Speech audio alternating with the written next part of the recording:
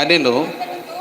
అంతటి దూత ఆమె యొద్ద నుండి వెళ్ళెను.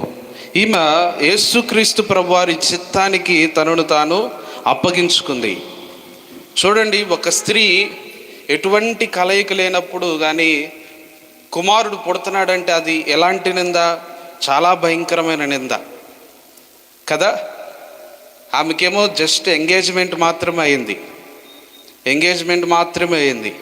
తీరా చూస్తే దూత వచ్చి చెప్తుంది, నీకు కుమారుడు పుట్టబోతున్నాడు, ఆయనకి ఇమ్మానుయేల్ అని పేరు పెడతావు అనగానే ఏమైపోవాలా? మామూలుగా మనుషులు భయపడిపోతారు. ఏంటిది, నా పరిస్థితి ఏంటి, నా తల్లిదండ్రులు ఏమనుకుంటారు, నా బంధువులు ఏమనుకుంటారు, ఉన్న పేరంతా పోతుంది.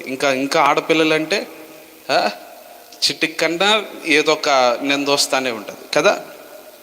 మరి ఇలాంటి పరిస్థితిలో ఆమె భయపడలేదు, అవమానాన్ని భరించడానికి భయపడలేదు, కానీ